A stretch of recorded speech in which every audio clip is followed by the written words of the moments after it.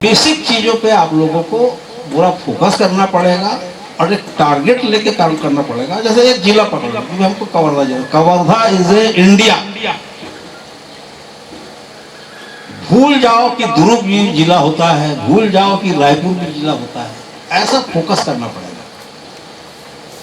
और एक टेरिटोरी में अगर कब्जा कर लिए ना, तो इस प्रदेश का जो भी सर्वोच्च नेता होगा वो सारा सलाम करेगा। एक टेरिटोरी में अगर कब्जा कर लेंगे तब भी। उसका सबसे अच्छा उदाहरण बता रहा हूं, शंकर गुहा न्यूगी, अगर नाम सुने होंगे। शंकर गुहा न्यूगी ने सिर्फ एक कॉन्स्टिट्यूंसी को पकड़ा, राजहरा, जो डोंडी लोहारा विधानसभा क्षेत्र में आती थी, और उसने ऐसा संगठित किया लोगों को कि अर्जुन सिंह जैसे आदमी को उसको सुनना पड़ता था, जबकि मध्य प्रदेश था वो उस जमाने में।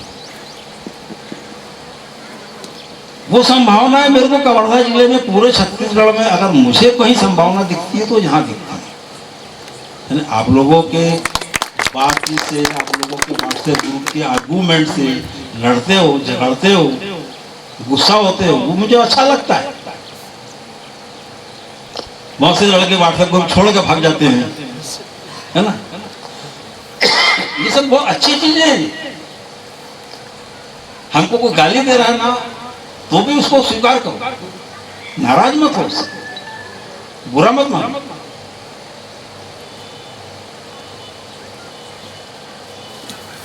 उसने गाली क्यों दिया ये सोचो घर में जाकर।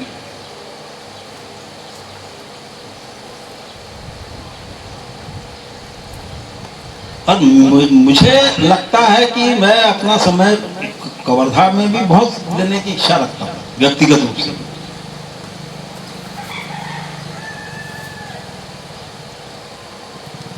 क्योंकि क्या होता है कि जहां शेर के बच्चे हैं वहां पर शेर जैसा दहाड़ना सिखा सकते हैं, जहां गधे के बच्चे हैं वहां पर उसको दहाड़ना हम नहीं सिखा सकते, उसको रैंकना सिखा सकते हैं। यह है कि उसका वॉल्यूम बढ़ा सकते हैं सिखा के, लेकिन वो दहाड़ नहीं सकता। ये मैं इतने सालों में सीखा हूं, इसलिए मैं क्या ना गधे वाले गांव में नहीं जाता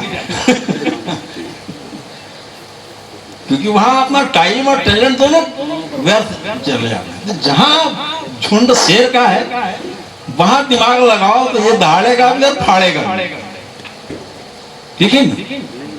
तो वो जिला छत्तीसगढ़ में, मैं अपने लोगों के बीच में भी डिस्कशन में बोलता हूँ कि मैंने छत्तीसगढ़ में एक चीज देखा, वो जिला कवर्धा है जहाँ युवाओं में जान दिखती है। और इन्हें अगर सही तरीके से एक बार अगर एक पैटर्न में ले आए, इनको एक अच्छी यूनिवर्सिटी में अगर ट्रेड कर दिए, तो ये आने वाले 10-20 साल में एक बहुत बड़ा पिक्चर कवर्धा से ही छत्तीसगढ़ को दे सकते हैं।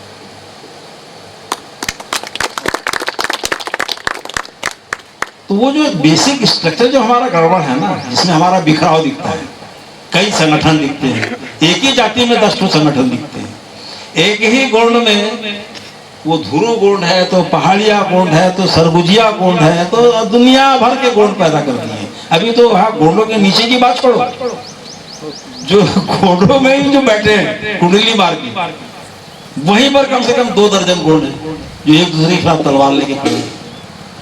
अच्छा, तलवार लेके खड़े वहां तक भी समझ में आता है, रोटी बेटी भी करते, और कहीं से ला लिया किसी ने तो साला लठ लेके खड़े हो जाते हैं।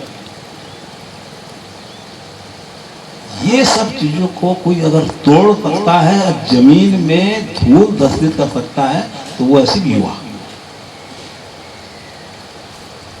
और मेरी पाठशाला में अगर तुम लोगों ने अगर अच्छा तो पढ़ लिए ना, तो मैं हर लड़के को भगत सिंह बना दूंगा। हाँ, और वैसा भगत सिंह नहीं बनाऊंगा कि वो बिना कुछ कमाए मर गया बेचारा, फांसी में लटक गया।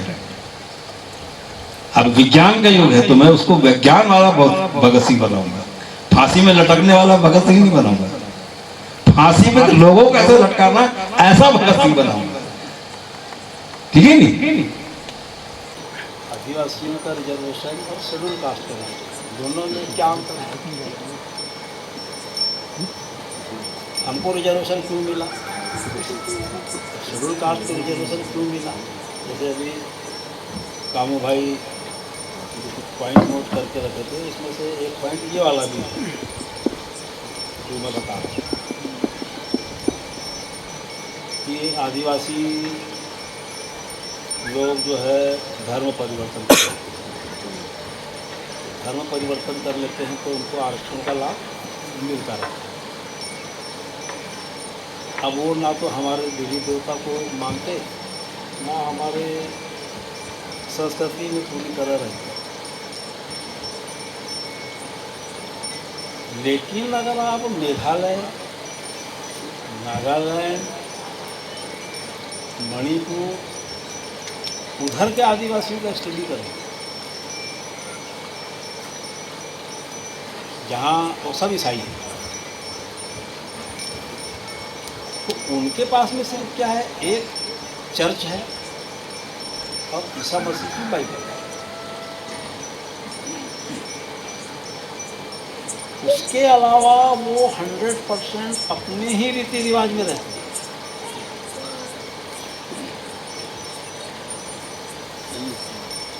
100% अपनी परंपरा में रहता है।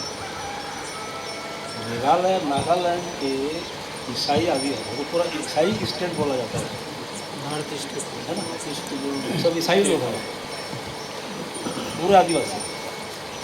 पर वो रहते पूरे आदिवासी कल्चर में। उनके पास सिर्फ कोई चीज़ नहीं है जो हमारे पास नहीं है। उनके पास एक चर्च है और एक बाइबल है।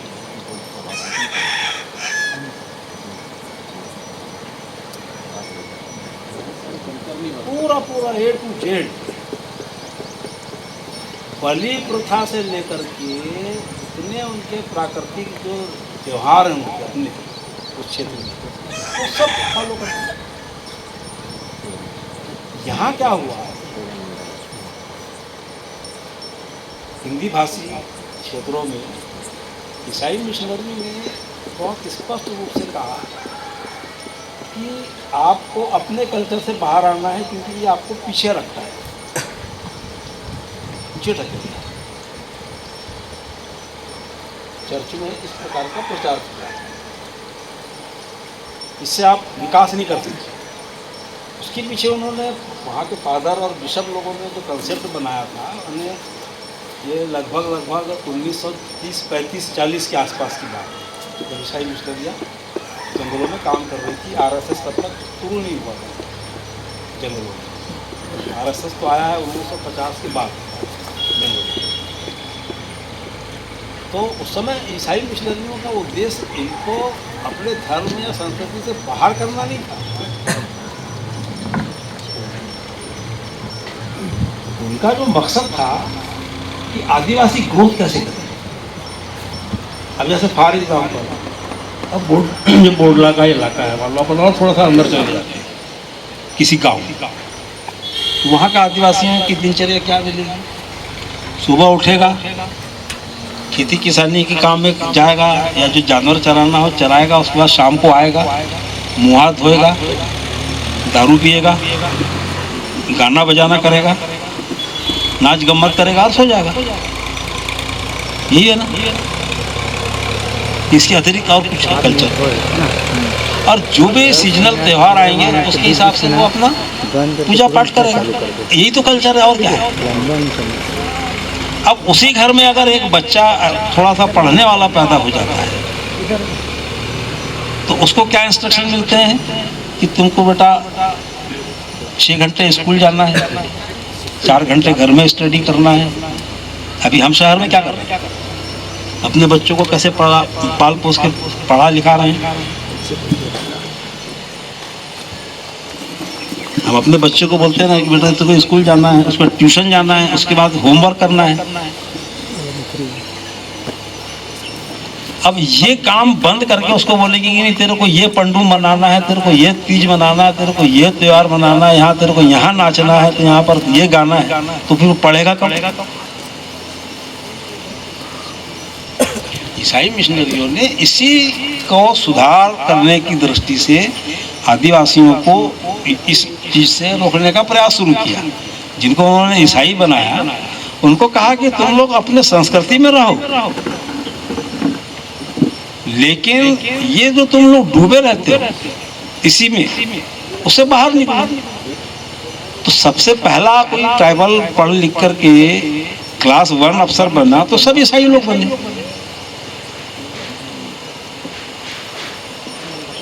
जितने क्लास 1 अफसर भारत में आए वो सारे के सारे ट्राइबल आदिवासी थे। नॉर्थ ईस्ट से आए, उड़ीसा से आए, झारखंड से आए, तो सारे के सारे आदिवासी लोग ईसाई थे। वजह उसकी थी कि उन्होंने अपने कल्चर को पूरी तरह नहीं छोड़ा, लेकिन वो एजुकेटेड हो, पढ़ाई लिखाई में पूरा फोकस किया। अच्छा, मेरा ना विश्वास नहीं है, लेकिन मुझे शंका है कि हमको अपनी संस्कृति में ही रहना है। ये कंसेप्ट हमारे को भांग को जैसे पीस के पिलाया जाता है ना, ऐसा पिला दिया गया है। मेरा पर्सनल ओपिनियन है, जो मेरे अपने रिसर्च में आता है, कि हम संस्कृति में जीना है और संस्कृति में मरना है, ऐसा पाठ पढ़ा दिया गया है। मैं तो रिसर्च करता हूँ ना, जरूरी नहीं कि मेरा रिसर्च सत्य हो, कोई जरूरी नहीं है। पर मैं एक शोधार्थी हूँ, तो शोधार्थी का मतलब ही है कि प्लस माइनस को निकालना। तो मुझको ऐसा लगता है कि जब आरएसएस 1940 से 50 के बीच जंगलों में आया, समानांतर उसने जो है अपने आश्रम खोले, और जो हिंदुज़ में जो ट्राइबल में आया वो हमारे राजा महाराजाओं के समय में आया। हिंदुज़्म का प्रवेश आदिवासी इलाकों में या गोंडवाना के लोगों में प्रवेश करने का जो कालखंड है, वो जब गोंडवाना राज्य था तब प्रवेश शुरू हुआ। उसका सबसे बड़ा उदाहरण है रानी दुर्गावती। वो गोंड नहीं थी, वो एक राजपूत परिवार से थी। खैरागढ़ का उदाहरण बताता हूँ मैं।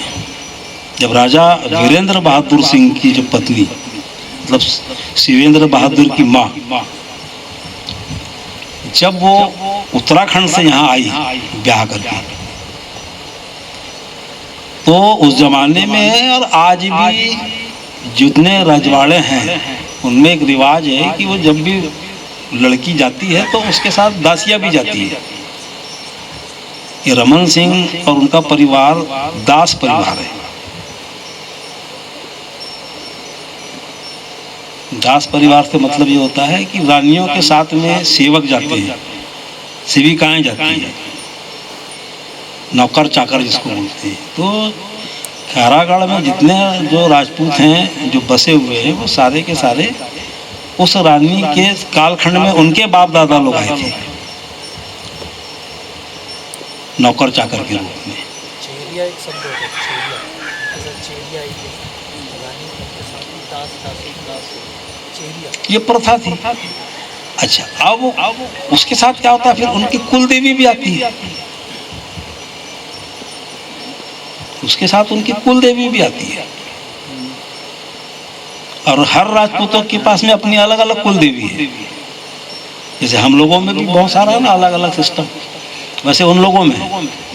तो वो जब रानियां आई आदिवासी क्षेत्रों में या गोंड राज घरानाओं में, जो राजपूताना महिलाएं आई, तो वो अपना एक सिस्टम साथ में लेके आई। तो वो सिस्टम क्या था, वो हिंदुज़्म पे खड़ा सिस्टम था शुरू से। तो दुर्गावती जब आई तो वो सारा लाव लश्कर लेके आई, और उसी कालखंड में गढ़मंडला में मंदिर बना राजमहल के अंदर रानी की पूजा के लिए। फिर वहां पुजारी बैठा। पुजारी कौन बैठा? ब्राह्मण बैठा।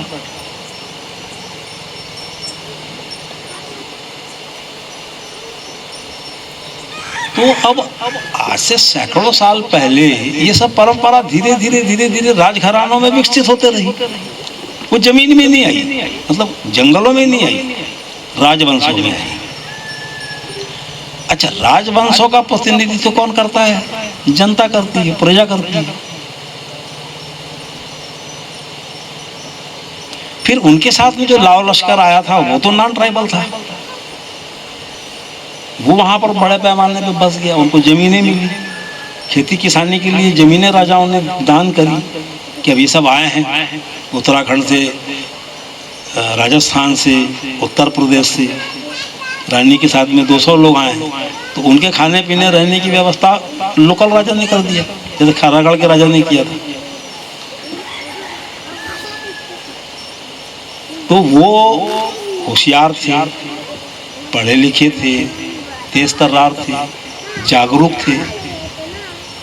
अब उनकी बसाहट बढ़ी। हम लोग कम पढ़े लिखे थे या अनपढ़ थे, आर्थिक रूप से कमजोर थे, लेकिन जमीन जायदाद के मामले में हम संपन्न थे। उस जमाने को अगर आप लोग पढ़ोगे भारत को,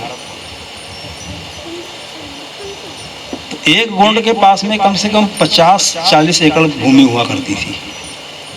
उस जमाने में 30-40 एकड़ जमीन हर गोंड के पास थी, लगभग। पर वो अनपढ़ था, पढ़ा लिखा नहीं था, और उसका परिवार इतना बड़ा भी नहीं था कि वो 30 एकड़ को जोते और कमाए और ऐश की जिंदगी जिए। तो वो कितना खेत जोतता था? जितनी उसकी आवश्यकता थी। जितना बड़ा उसका परिवार था उतना जमीन को जोतता था, बाकी जो जमीन थी वो पड़ी रहती थी। उसको ये भर मालूम था कि मेरे पास में यहां से लेके वो फलाने गांव तक की जमीन मेरी है, लेकिन वो पढ़ा लिखा नहीं था। तो पढ़े लिखे लोगों ने इन जमींदारों का सबसे पहले शोषण शुरू किया। ये इतिहास है, सत्य इतिहास। तो उन लोगों ने क्या किया? सबसे पहले तो राजघरानों और जमींदारों का शोषण शुरू किया।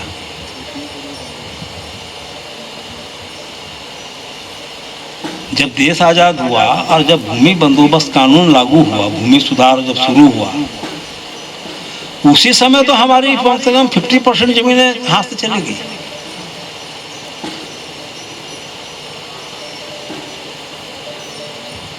जब भू अभिलेख का कार्यक्रम शुरू हुआ आज़ादी के बाद भारत में, तो मान लो मेरे पास में मेरे पूर्वजों ने 200 एकड़ जमीन छोड़ के गए थे। जमींदार था मेरे पूर्वज, पर मैं अनपढ़ था। तो अब वहाँ जो बसे हुए थे, जो नॉन ट्राइबल, ब्राह्मण लोग, राजपूत लोग, बनिया लोग, उन्होंने सरकारी लोगों से मिली भगत करके मेरे पास में 50 एकड़ कर दिए और बाकी जमीन जो है सब दूसरों के नाम चढ़ा दिए। और मैं अंगूठा लगाता था तो मेरे को पता नहीं था कि यहाँ अंगूठा मैं कहाँ लगा रहा हूँ। ये सच बता रहा हूँ आपको, फैक्ट ट्राइबल के खत्म हो जाने का। राजाओं को लड़के किसी ने नहीं मारा, आपका राजपाट किसी ने लड़के नहीं छीनाया।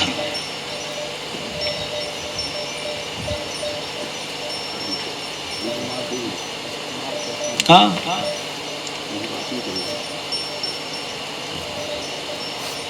अच्छा, अब मेरे पास में 200 थे मेरे बाप दादाओं की जमीन, अब मेरे पास में रह गई कितनी? 50 एकड़। अब 50 से फिर मेरे नाती 2 एकड़ वाला बच गया।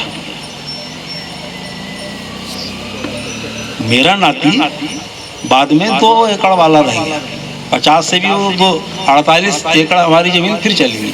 अब कैसे गई? अब हम ही को शौक चढ़ गया दारू पीने का, फल अच्छा खरीदने का, तो हम क्या कर रहे? बेचना शुरू किए।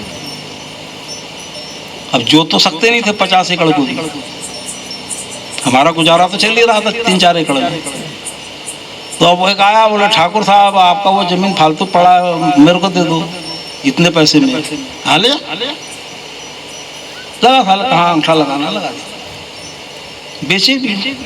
अज्ञानता की कुछ ठग के लिए, कुछ लोगों ने पैसा दे के लिए सभी प्रकार का कार्यक्रम चला, और वो 50 एकड़ का जो मेरे पास बचा था आखिरी में, वो मेरे नाती के पास में 2 एकड़ रह गया।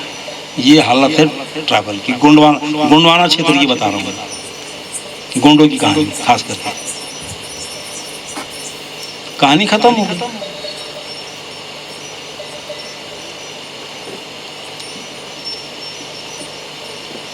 अब मैं जो आपको बात बता रहा हूँ, ऐसा कभी सुने हो? क्यों?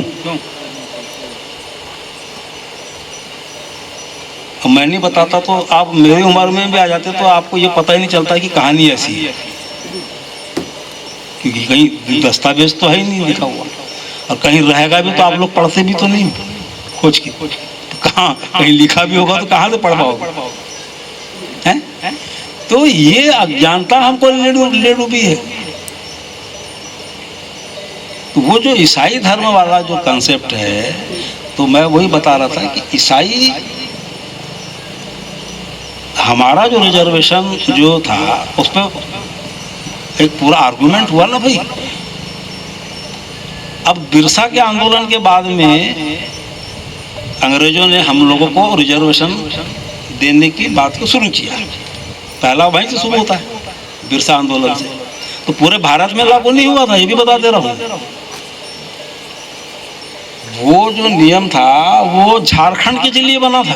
अंग्रेजों ने वहीं बड़ा विद्रोह होता करके सीपीटी और एसपीटी इस प्रकार के 2-3 कानून बनाया था उसी क्षेत्र के लिए, छोटा नागपुर और एसपीटी। हाँ, ये जो कानून बने थे वो उसी क्षेत्र के लिए थे, ऐसा नहीं था कि पूरे भारत के लिए थे।